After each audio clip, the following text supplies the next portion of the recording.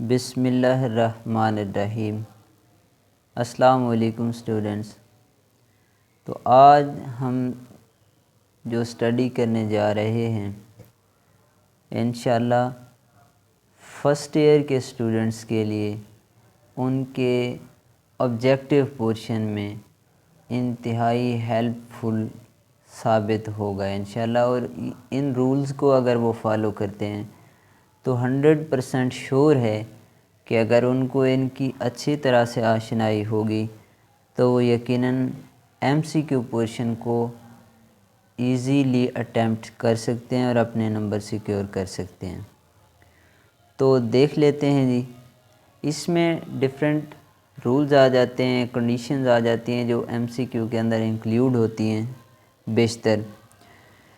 तो जो पहली सूरत हाल है जो MCQ आ सकते हैं इस तरह के, तो कंडीशनल सेंटेंसेस में से आ सकते हैं, तो उनको देख लेते हैं। जो फर्स्ट कंडीशन होती है कंडीशनल सेंटेंसेस के सिलसिले में, वो रियल पॉसिबिलिटी की सूरत में हम उसको इस्तेमाल करते हैं। जैसे रियल पॉसिबिलिटी क्या होती है कि किसी चीज़ के होने का बहुत मजबूत इम्कान है कि ये ऐसा होगा। तो अगर रियल पॉसिबिलिटी होगी तो हम प्रेजेंट सिंपल टेंस के साथ फ्यूचर सिंपल का इस्तेमाल करेंगे, विल शिल का इस्तेमाल करेंगे। एग्जांपल्स देख लेते हैं जी। If it rains I will bring my umbrella. अब देख लें, पहला जो है जो क्लॉज है उसमें इफ़ इट रेन्स ये प्रेजेंट इंडेफिनिट टेंस में है। जो सेकंड वन है वो फ्यूचर इंडेफिनिट टेंस में, आई विल ब्रिंग माई अम्ब्रेला। बड़ी सिंपल चीज़ें, कोई रॉकेट साइंस नहीं है। तो इनको अगर आप आइडेंटिफाई कर लें, आपको देखना क्या होगा, आप जब MCQ को पढ़ेंगे तो आपको देखना होगा क्या ये रियल पॉसिबिलिटी में आता है। अगर रियल पॉसिबिलिटी में आता है तो फिर इस कंडीशन को, फार्मूले को ज़हन में लाएं कि रियल पॉसिबिलिटी की सूरत में प्रेजेंट इंडेफिनिट टेंस और फ्यूचर इंडेफिनिट टेंस का कॉम्बिनेशन बनता है। तो फिर सिंपल आपके पास 4 ऑप्शंस होंगे, जो सही होगा इस कॉम्बिनेशन इस फार्मूले के तहत होगा उसको चूज़ करें तो इंशाल्लाह 100% श्योर है। फर्दर एग्जांपल्स भी आप लोग देख सकते हैं। तो मैं नेक्स्ट कंडीशन की तरफ जाता हूँ जो कि इमेजिनरी सिचुएशन को बताती है, सेकंड कंडीशन। इसमें ये तब रूल इस्तेमाल किया जाता है जब आप इमेजिन कर लेते हैं या जब इम्कान बहुत कम होता है कि ऐसा नहीं होगा, कि ऐसा हो भी सकता है या नहीं हो सकता। तो उसमें मतलब आपको पूरी तरह कोई इम्कान नहीं होता है। उस सूरत हाल में आपको पास्ट इंडेफिनेट या पास्ट सिंपल जो होता है उसके साथ वुड का इस्तेमाल किया जाता है और फर्स्ट फॉर्म ऑफ वर्ब। देख लेते हैं इसकी examples. If I had $1 million I would buy a big house. कि अगर मेरे पास $1 बिलियन होते तो अब माइट बी पॉसिबल कि वो कभी हासिल ना कर पाए इतने। ये इमेजिनरी सिचुएशन है, उसने इमेजिन किया है कि अगर मेरे पास इतने पैसे हुए तो मैं एक बड़ा घर ख़रीदूँगा। अब माइट बी पॉसिबल कि वो कभी पैसे ही ना हासिल कर पाए या पैसे हासिल करने के बाद भी, यानी ये इसकी एक ख्वाहिश है, इमेजिनरी सिचुएशन है।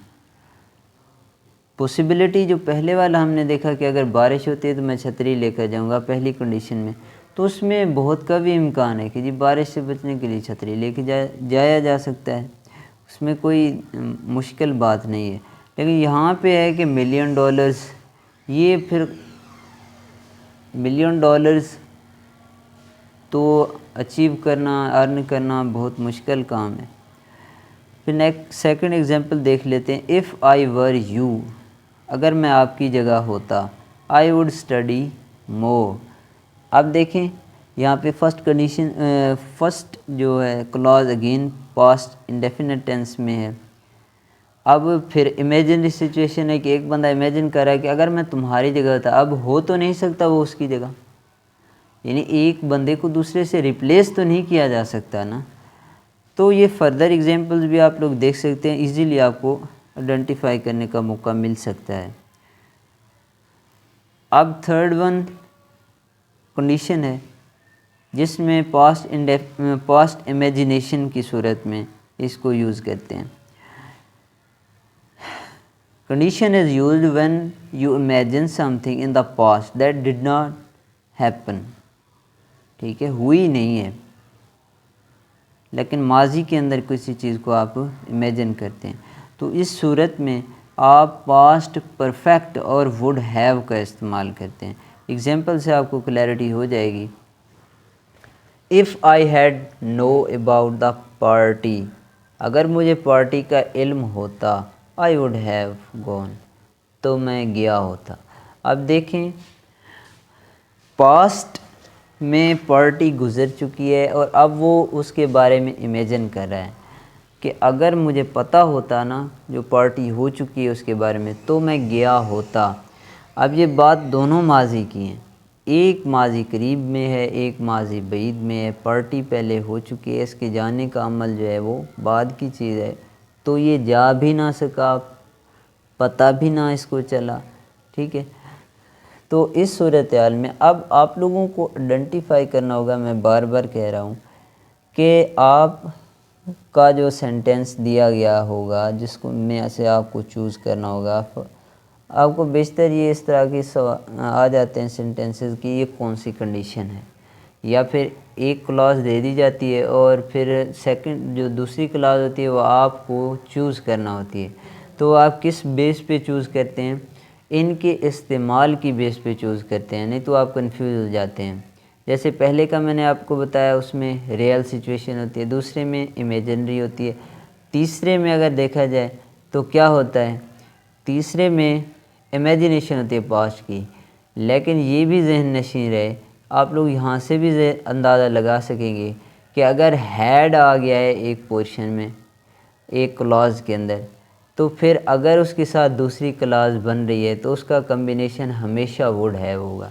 इसी तरह जो पहले वाला है उसमें सेकंड फॉर्म ऑफ वर्ब है, यानी पास्ट इंडेफिनिट टेंस है, तो आपके जहन में होना चाहिए कि जब सेकंड फॉर्म ऑफ वर्ब आती है तो ये कंफर्म है कि दूसरी क्लॉज होगी सेंटेंस की वो वुड में होगी।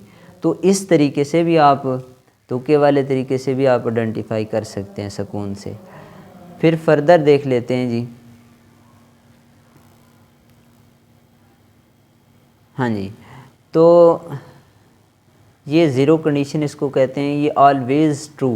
क्या मतलब है जी कि जो हमें पता होगा कि ऐसा करने से हमेशा ऐसा ही होता है।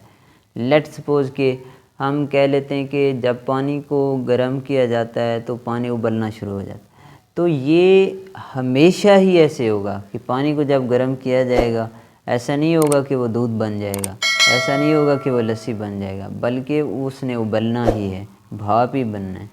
ठीक है ना। तो जब हमें पता हो कि ये कंडीशन ये इसके रिज़ल्ट्स ऐसे ही आ सकते हैं, तो उस सूरत हाल में हम ज़ीरो कंडीशन इस्तेमाल करते हैं। जैसे मिसाल के तौर पे, if you heat water it boils, if it rains the ground gets wet. अब बारिश होती है तो ज़मीन गीली हो जाती है। कभी ऐसा हुआ है बारिश हुई और ज़मीन गीली ना हुई? ये तो ऐसा ही होना है।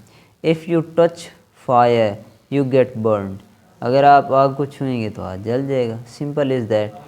तो मैं अगेन अर्ज़ करता जाऊँ कि आप लोगों को इस कंडीशन की सूरत में ये देखना होगा कि क्या जो काम किया जा रहा है, वो जो रिज़ल्ट्स आ रहे हैं किसी भी चीज़ के, जैसे कि अगर आप पानी को हीट करते हैं तो रिज़ल्ट क्या होगा? Boil.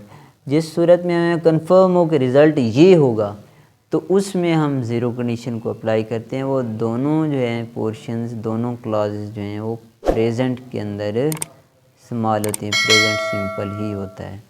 Hope so you have got idea. मिलते हैं नेक्स्ट वीडियो में। मैं इंशाल्लाह इसके फ़र्दर रूल्स जो हैं वो कंप्लीट करवाऊँगा MCQ के सिलसिले में। तब तक के लिए अपना ख्याल रखिएगा। Thank you so much. अल्लाह हाफिज़।